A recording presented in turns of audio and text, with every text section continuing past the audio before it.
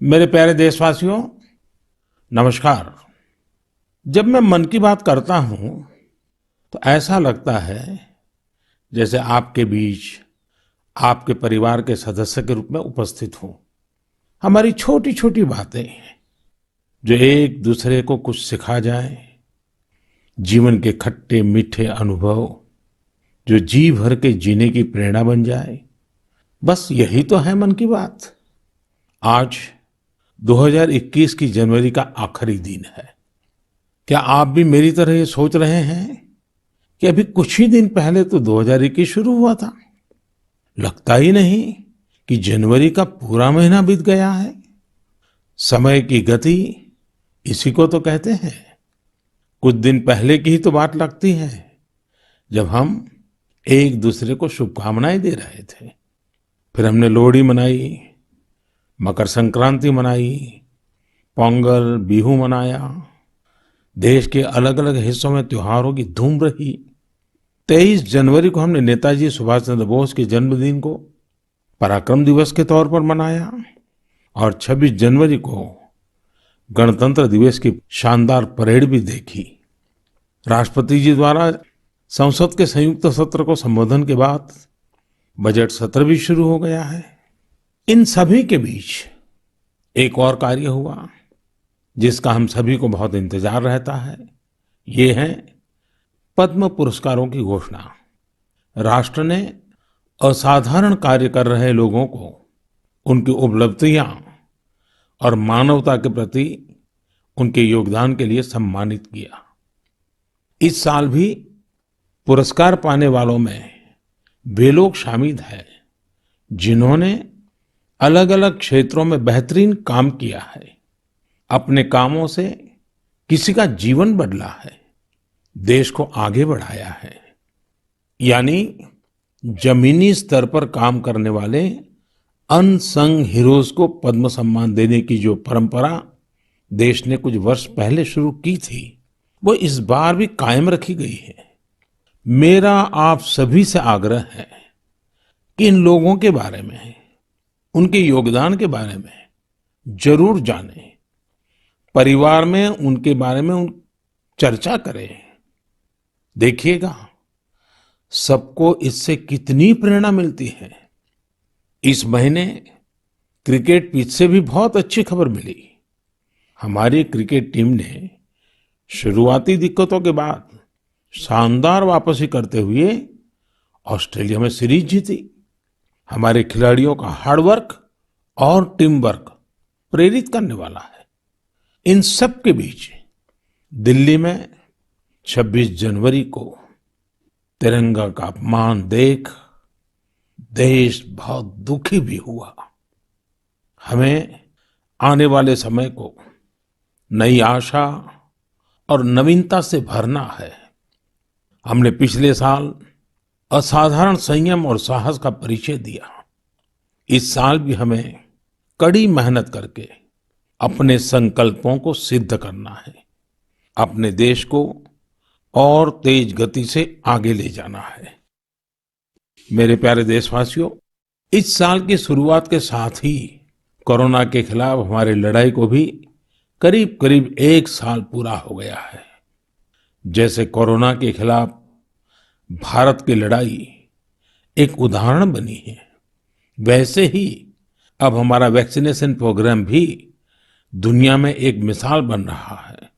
आज भारत दुनिया का सबसे बड़ा कोविड वैक्सीन प्रोग्राम चला रहा है।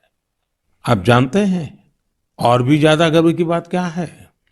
हम सबसे बड़े वैक्सीन प्रोग्राम के साथ ही दुनिया में सबसे तेज गति से अपने नागरिकों का वैक्सीनेशन भी कर रहे हैं। सिर्फ 15 दिन में भारत अपने 30 लाख से ज्यादा कोरोना वॉरियर का टीकाकरण कर चुका है, जबकि अमेरिका जैसे समृद्ध देश को इसी काम में 18 दिन लगे थे और ब्रिटेन को 36 दिन।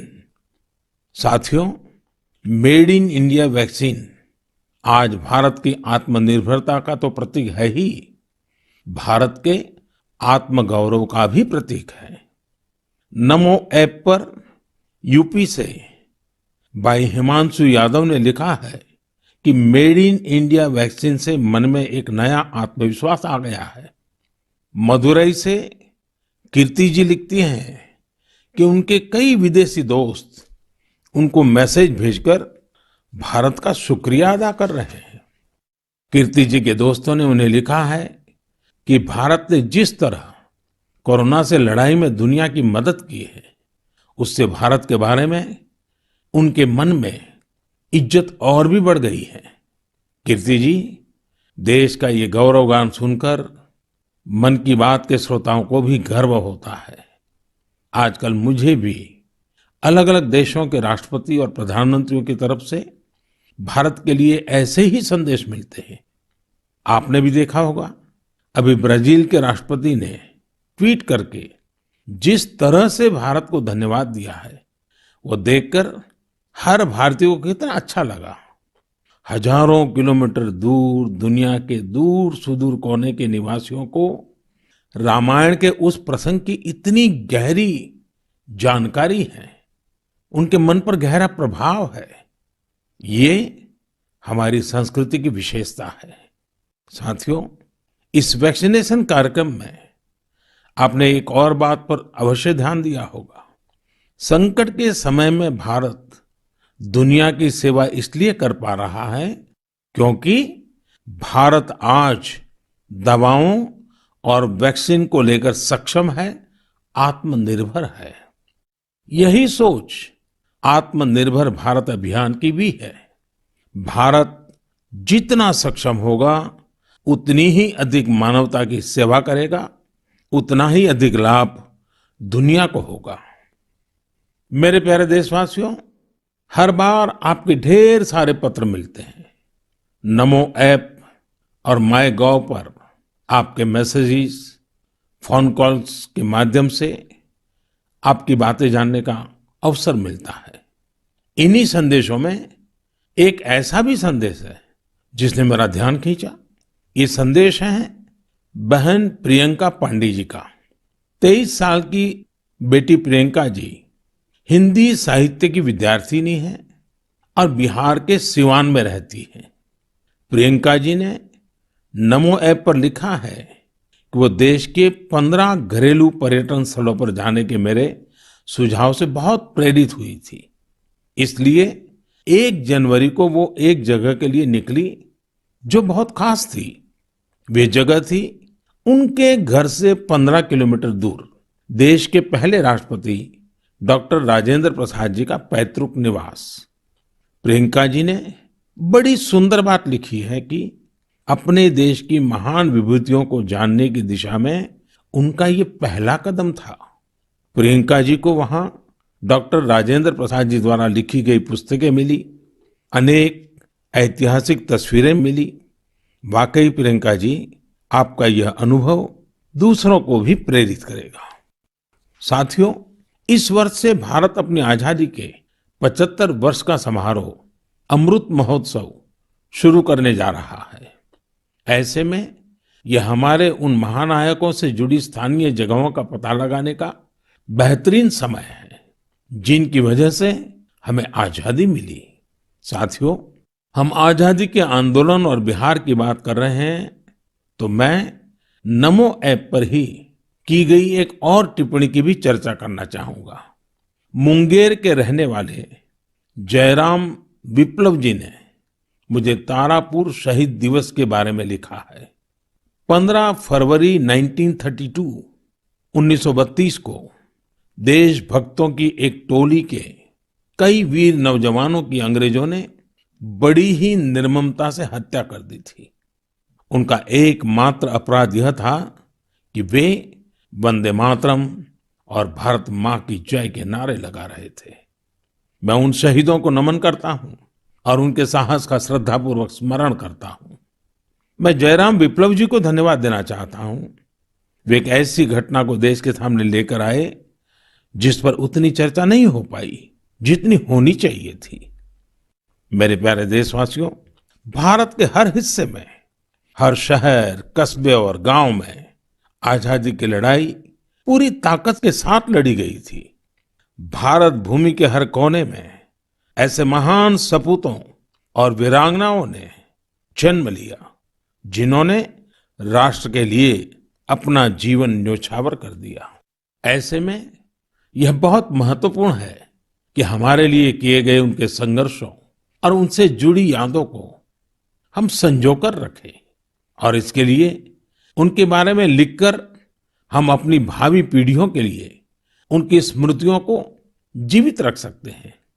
मैं सभी देशवासियों को और खास करके अपने युवा साथियों को आह्वान करता हूं कि ये देश के स्वतंत्रता सेनानियों के बारे में, आजादी से जुड़ी घटनाओं के बारे में लिखें। अपने इलाके में स्वतंत्रता संग्राम के दौर की वीरता की गाथाओं के बारे में किताबें लिखें। अब जबकि भारत अपनी आजादी के 75 वर्ष मनाएगा, तो आपका लेखन आजादी के नायकों के प्रति उत्तम श्रद्धांजलि होगी। यंग राइटर्स के लिए इंडिया 75 के निमित्त एक इनिशिएटिव शुरू किया जा रहा है। इससे सभी राज्यों और भाषाओं के युवा लेखकों को प्रोत्साहन मिलेगा। देश में बड़ी संख्या में ऐसे विषयों पर लिखने वाले राइटर्स तैयार होंगे जिनका भारतीय विरासत और संस्कृति पर गहन अध्ययन होगा। हमें ऐसी उभरती प्रतिभाओं की पूरी मदद करनी है। इससे भविष्य की दिशा निर्धारित करने वाले थॉट लीडर्स का एक वर्ग भी तैयार होगा। मैं अपने युवा मित्रों को इस पहल का हिस्सा बनने और अपने साहित्यिक कौशल का अधिक से अधिक उपयोग करने के लिए आमंत्रित करता हूं। इससे जुड़ी जानकारियां शिक्षा मंत्रालय की वेबसाइट से प्राप्त कर सकते हैं। मेरे प्यारे देशवासियों, मन की बात में श्रोताओं को क्या पसंद आता है, ये आप ही बेहतर जानते हैं। लेकिन मुझे मन की बात में सबसे अच्छा ये लगता है कि मुझे बहुत कुछ जानने, सीखने और पढ़ने को मिलता है। एक प्रकार से परोक्ष रूप से आप सबसे जुड़ने का अवसर मिलता है। किसी का प्रयास, किसी का जज्बा, किसी का देश के लिए कुछ कर गुजर जाने का जुनून, यह सब मुझे बहुत प्रेरित करते हैं, ऊर्जा से भर देते हैं। हैदराबाद के बोयिनपल्ली में एक स्थानीय सब्जी मंडी किस तरह अपने दायित्व को निभा रही है, ये पढ़कर भी मुझे बहुत अच्छा लगा। हम सब ने देखा है कि सब्जी मंडियां में अनेक वजहों से काफी सब्जी खराब हो जाती है। ये सब्जी इधर-उधर फैलती हैं, गंदगी भी फैलाती हैं। लेकिन बोयिनपल्ली की सब्जी मंडी ने तय किया कि हर रोज बचने वाली इन सब्जियों को ऐसे ही फेंका नहीं जाएगा। सब्जी मंडी से जुड़े लोगों ने तय किया इससे बिजली बनाई जाएगी। बेकार हुई सब्जियों से बिजली बनाने के बारे में शायद ही आपने कभी सुना हो। यही तो इनोवेशन की ताकत है। आज बोयिनपल्ली की मंडी में पहले जो वेस्ट था, आज उसी से वेल्थ क्रिएट हो रही है। यही तो कचरे से कंचन बनाने की यात्रा है। वहां हर दिन करीब 10 टन वेस्ट निकलता है। इसे एक प्लांट में इकट्ठा कर लिया जाता है। प्लांट के अंदर इस वेस्ट से हर दिन 500 यूनिट बिजली बनती है और करीब 30 किलो बायोफ्यूल भी बनता है। इस बिजली से ही सब्जी मंडी में रोशनी होती है और जो बायोफ्यूल बनता है उससे मंडी की कैंटीन में खाना बनाया जाता है ना कमाल का प्रयास। ऐसा ही एक कमाल हरियाणा के पंचकुला की बड़ौद ग्राम पंचायत ने भी करके दिखाया है। इस पंचायत के क्षेत्र में पानी की निकासी की समस्या थी। इस वजह से गंदा पानी इधर उधर फैल रहा था, बीमारी फैलाता था। लेकिन बड़ौद के लोगों ने तय किया इस वाटर वेस्ट से भी वेल्थ क्रिएट करेंगे। ग्राम पंचायत ने पूरे गांव से आने वाले गंदे पानी को एक जगह इकट्ठा करके फिल्टर करना शुरू किया और फिल्टर किया हुआ ये पानी अब गांव के किसान खेतों में सिंचाई के लिए इस्तेमाल कर रहे हैं। यानी प्रदूषण, गंदगी और बीमारियों से छुटकारा भी और खेतों में सिंचाई भी। साथियों, पर्यावरण की रक्षा से कैसे आमदनी के रास्ते भी खुलते हैं, इसका एक उदाहरण अरुणाचल प्रदेश के तवांग में भी देखने को मिला। अरुणाचल प्रदेश के इस पहाड़ी इलाके में सदियों से मोन शुगु नाम का एक पेपर बनाया जाता है। ये कागज यहाँ के स्थानीय शुगु शेंग नाम के एक पौधे की छाल से बनाते हैं। इसलिए इस कागज को बनाने के लिए पेड़ों को नहीं काटना पड़ता है। इसके अलावा इसे बनाने में किसी केमिकल का इस्तेमाल भी नहीं होता है। यानी ये कागज पर्यावरण के लिए भी सुरक्षित है और स्वास्थ्य के लिए भी। एक वो भी समय था जब इस कागज का निर्यात होता था, लेकिन जब आधुनिक तकनीक से बड़ी मात्रा में कागज बनने लगे तो ये स्थानीय कला बंद होने की कगार पर पहुंच गई। अब एक स्थानीय सामाजिक कार्यकर्ता गोम्बू ने इस कला को पुनर्जीवित करने का प्रयास किया है। इससे यहाँ के आदिवासी भाई बहनों को रोजगार भी मिल रहा है। मैंने एक और खबर केरल की देखी है जो हम सभी को अपने दायित्वों का एहसास कराती है। केरल के कोट्टयम में एक दिव्यांग बुजुर्ग हैं, एनएस राजप्पन साहब। राजप्पन जी पैरालिसिस के कारण चलने में असमर्थ हैं, लेकिन इससे स्वच्छता के प्रति उनके समर्पण में कोई कमी नहीं आई है। वो पिछले कई सालों से नाव से वेम्बनाड झील में जाते हैं और झील में फेंकी गई प्लास्टिक की बोतलें बाहर निकाल करके ले आते हैं। सोचिए, राजप्पन जी की सोच कितनी ऊंची है। हमें भी राजप्पन जी से प्रेरणा लेकर स्वच्छता के लिए जहां संभव हो अपना योगदान देना चाहिए। मेरे प्यारे देशवासियों, कुछ दिन पहले आपने देखा होगा अमेरिका के सैन फ्रांसिस्को से बंगलुरु के लिए एक नॉन स्टॉप फ्लाइट की कमान भारत की 4 विमेन पायलट्स ने संभाली। 10,000 किलोमीटर से भी ज्यादा लंबा सफर तय करके ये फ्लाइट 225 से अधिक यात्रियों को भारत लेकर आई। आपने इस बार 26 जनवरी की परेड में भी गौर किया होगा, जहां भारतीय वायुसेना की 2 विमेन ऑफिसर्स ने नया इतिहास रच दिया है। क्षेत्र कोई भी हो, देश की महिलाओं की भागीदारी लगातार बढ़ रही है। लेकिन अक्सर हम देखते हैं कि देश के गांवों में हो रहे इसी तरह के बदलाव की उतनी चर्चा नहीं हो पाती। इसलिए जब मैंने एक खबर मध्य प्रदेश के जबलपुर की देखी तो मुझे लगा कि इसका जिक्र तो मुझे मन की बात में जरूर करना चाहिए। ये खबर बहुत प्रेरणा देने वाली है। जबलपुर के चिचगांव में कुछ आदिवासी महिलाएं एक राइस मिल में दिहाड़ी पर काम करती थी। कोरोना वैश्विक महामारी ने जिस तरह दुनिया के हर व्यक्ति को प्रभावित किया, उसी तरह ये महिलाएं भी प्रभावित हुई। उनकी राइस मिल में काम रुक गया। स्वाभाविक है कि इससे आमदनी की भी दिक्कत आने लगी, लेकिन ये निराश नहीं हुई। इन्होंने हार नहीं मानी। इन्होंने तय किया कि ये साथ मिलकर अपनी खुद की राइस मिल शुरू करेगी। जिस मिल में ये काम करती थी, वो अपनी मशीन भी बेचना चाहती थी। इनमें से मीना रहंगडाले जी ने सब महिलाओं को जोड़कर स्वयं सहायता समूह बनाया और सबने अपनी बचाई हुई पूंजी से पैसा जुटाया। जो पैसा कम पड़ा उसके लिए आजीविका मिशन के तहत बैंक से कर्ज ले लिया। और अब देखिए, इन आदिवासी बहनों ने वही राइस मिल खरीद ली जिसमें वो कभी काम किया करती थी। आज वो अपनी खुद की राइस मिल चला रही हैं। इतने ही दिनों में इस मिल ने करीब 3 लाख रुपए का मुनाफा भी कमा लिया है। इस मुनाफे से मीना जी और उनकी साथी सबसे पहले बैंक का लोन चुकाने और फिर अपने व्यापार को बढ़ाने के लिए तैयारी कर रही हैं। कोरोना ने जो परिस्थितियां बनाई, उससे मुकाबले के लिए देश के कोने-कोने में ऐसे अद्भुत काम हुए हैं।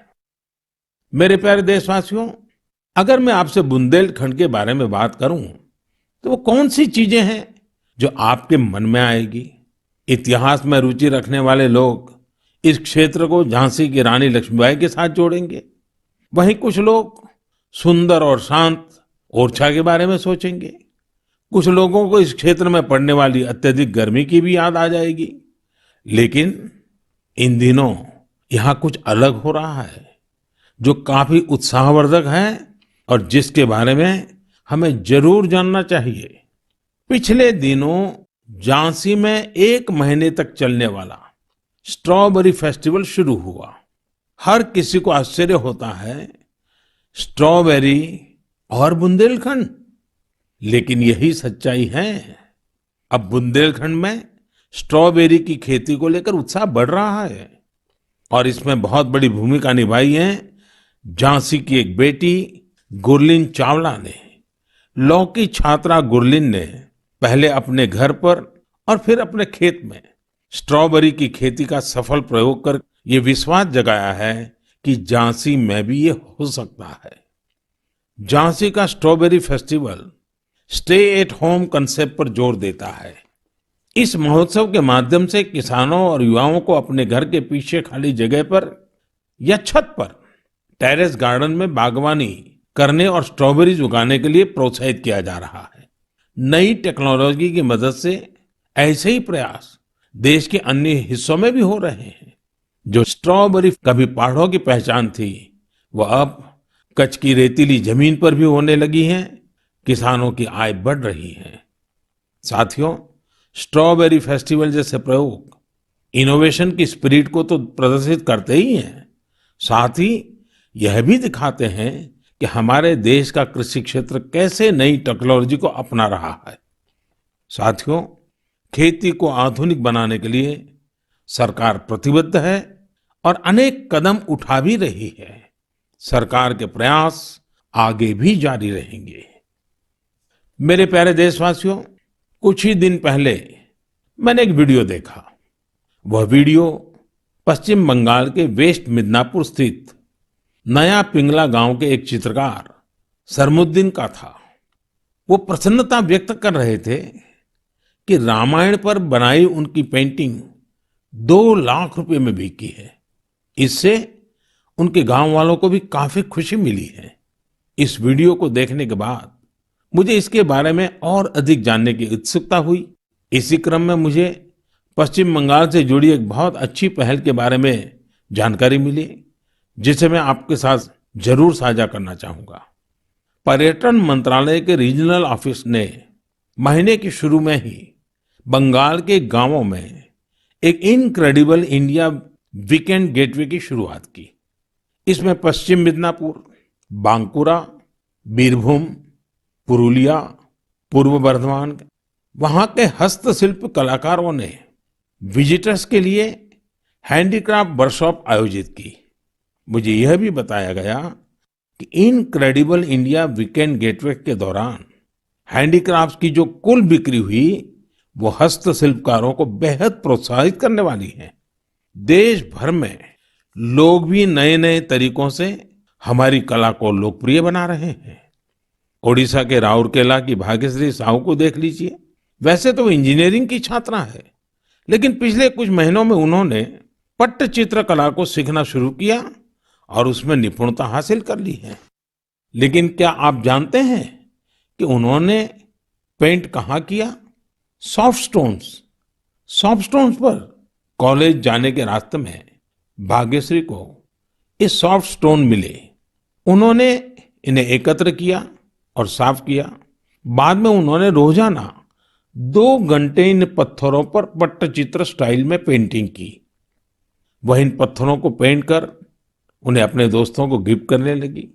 लॉकडाउन के दौरान उन्होंने बोतलों पर भी पेंट करना शुरू कर दिया। अब तो वो इस आर्ट पर वर्कशॉप भी आयोजित करती हैं। कुछ दिन पहले ही सुभाष बाबू की जयंती पर भाग्यश्री ने पत्थर पर ही उन्हें अनोखी श्रद्धांजलि दी। मैं भविष्य के उनके प्रयासों के लिए शुभकामनाएं देता हूं। आर्ट एंड कलर्स के जरिए बहुत कुछ नया सीखा जा सकता है, किया जा सकता है। झारखंड के दुमका में किए गए एक ऐसे ही अनुपम प्रयास के बारे में मुझे बताया गया। यहाँ मिडिल स्कूल के एक प्रिंसिपल ने बच्चों को पढ़ाने और सिखाने के लिए गांव की दीवारों को ही अंग्रेजी और हिंदी के अक्षरों से पेंट करवा दिया। साथ ही उसमें अलग अलग चित्र भी बनाए गए हैं। इससे गांव के बच्चों को काफी मदद मिल रही है। मैं ऐसे सभी लोगों का अभिनंदन करता हूं जो इस प्रकार के प्रयासों में लगे हैं। मेरे प्यारे देशवासियों, भारत से हजारों किलोमीटर दूर, कई महासागरों महाद्वीपों के पार एक देश है जिसका नाम है चिले। भारत से चिले पहुंचने में बहुत अधिक समय लगता है, लेकिन भारतीय संस्कृति की खुशबू वहां बहुत समय पहले से ही फैली हुई है। एक और खास बात यह है कि वहां पर योग बहुत अधिक लोकप्रिय है। आपको यह जानकर अच्छा लगेगा कि चिले की राजधानी सैंटियागो में 30 से ज्यादा योग विद्यालय हैं। चिले में अंतर्राष्ट्रीय योग दिवस भी बड़े ही उत्साह से मनाया जाता है। मुझे बताया गया है कि हाउस ऑफ डेप्यूटीज में योग दिवस को लेकर बहुत ही गर्मजोशी भरा माहौल होता है। कोरोना के इस समय में इम्यूनिटी पर जोर और इम्यूनिटी बढ़ाने में योग की ताकत को देखते हुए अब वे लोग योग को पहले से कहीं ज्यादा महत्व दे रहे हैं। चिले की कांग्रेस यानी वहां की पार्लियामेंट ने एक प्रस्ताव पारित किया है। वहां 4 नवंबर को नेशनल योगा डे घोषित किया गया है।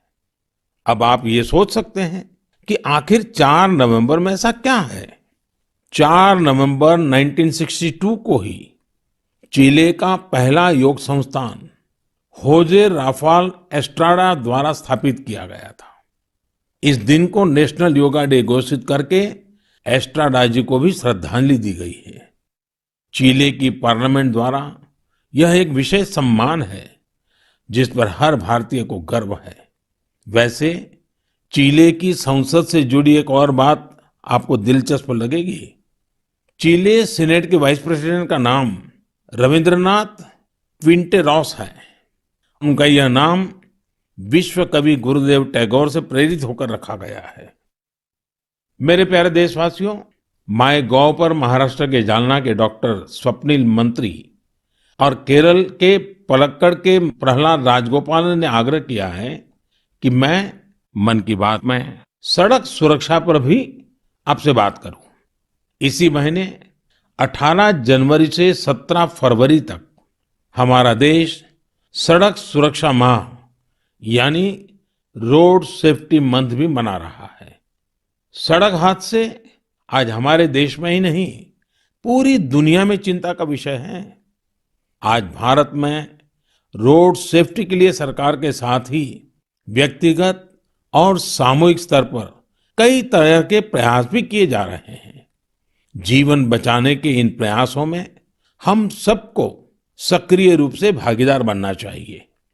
साथियों, आपने ध्यान दिया होगा बॉर्डर रोड ऑर्गेनाइजेशन जो सड़कें बनाती हैं, उससे गुजरते हुए आपको बड़े ही इनोवेटिव स्लोगन्स देखने को मिलते हैं। This is highway not runway, या फिर be mister late then late mister. ये स्लोगन्स सड़क पर सावधानी बरतने को लेकर लोगों को जागरूक करने में काफी प्रभावी होते हैं। अब आप भी ऐसे ही इनोवेटिव स्लोगन्स या कैच फ्रेजेस माय गॉव पर भेज सकते हैं।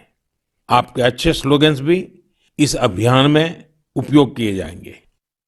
साथियों, रोड सेफ्टी के बारे में बात करते हुए मैं नमो ऐप पर कोलकाता की अपर्णा दास जी की एक पोस्ट की चर्चा करना चाहूंगा। अपर्णा जी ने मुझे फास्टैग प्रोग्राम पर बात करने की सलाह दी है। उनका कहना है कि फास्टैग से यात्रा का अनुभव ही बदल गया है। इससे समय की तो बचत होती ही है, टोल प्लाजा पर रुकने, कैश पेमेंट की चिंता करने जैसी दिक्कतें भी खत्म हो गई हैं। अपर्णा जी की बात सही भी है। पहले हमारे यहाँ टोल प्लाजा पर एक गाड़ी को औसतन 7 से 8 मिनट लग जाते थे, लेकिन फास्टैग आने के बाद ये समय औसतन सिर्फ 1.5-2 मिनट रह गया है। टोल प्लाजा पर वेटिंग टाइम में कमी आने से गाड़ी के ईंधन की बचत भी हो रही है। इससे देशवासियों के करीब 21,000 करोड़ रुपए बचने का अनुमान है। यानी पैसे की भी बचत और समय की भी बचत। मेरा आप सभी से आग्रह है कि सभी दिशा निर्देशों का पालन करते हुए अपना भी ध्यान रखें और दूसरों का जीवन भी बचाएं। मेरे प्यारे देशवासियों, हमारे यहाँ कहा जाता है, जल बिंदु निपातेन क्रमशः पूर्यते घटः। अर्थात एक एक बूंद से ही घड़ा भरता है। हमारे एक एक प्रयास से ही हमारे संकल्प सिद्ध होते हैं। इसलिए 2021 की शुरुआत जिन लक्ष्यों के साथ हमने की है, उनको हम सबको मिलकर ही पूरा करना है। तो आइए हम सब मिलकर इस साल को सार्थक करने के लिए अपने अपने कदम बढ़ाएं। आप अपना संदेश, अपने आइडियाज जरूर भेजते रहिएगा। अगले महीने हम फिर मिलेंगे। इति विदा पुनर्मिलनाय।